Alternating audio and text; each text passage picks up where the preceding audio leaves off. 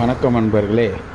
7.5 சனி நடக்குது. கண்டச்சனி, அர்த்தாசனி, பாதச்சனி, சென்மச்சனி, விரயச்சனி, குடும்பச்சனி என்று நினைத்து மனக்கவலையில் இருக்கக்கூடிய அன்பர்களுக்காக ஒரு நல்ல நியூஸ். அன்பர்களே, ஆஞ்சநேயரை நீங்கள் வழிபட்டால் உங்களுக்கு ஆஞ்சநேயருக்கு சனி பகவான் தன்னை வணங்கக்கூடிய பக்தர்களுக்கு கட்டுப்பட்டவர் என்பது ஐதீகமாக சொல்லப்படுகிறது. நம் ஆஞ்சநேயர் உருவத்தில் நம்மளுடைய எப்பொழுதுமே நம்மளுடன் வாழும் இந்த குரங்குகளுக்கு நாம் ஆஞ்சநேயரை நினைத்து அவர்களுக்கு உணவு தானம் அளித்தீர்கள் என்றால் சனி தோஷம் உங்களை அண்டாது. சனி பகவான் பிடியிலிருந்து நீங்கள் தப்பித்து கொள்ளலாம். எவ்வளையோ அவதிப்படுவீர்கள்.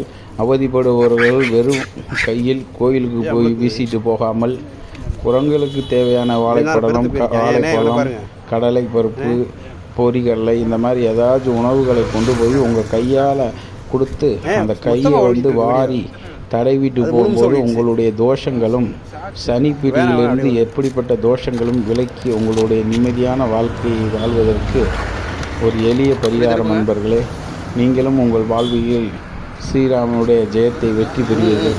நன்றி, வணக்கம்.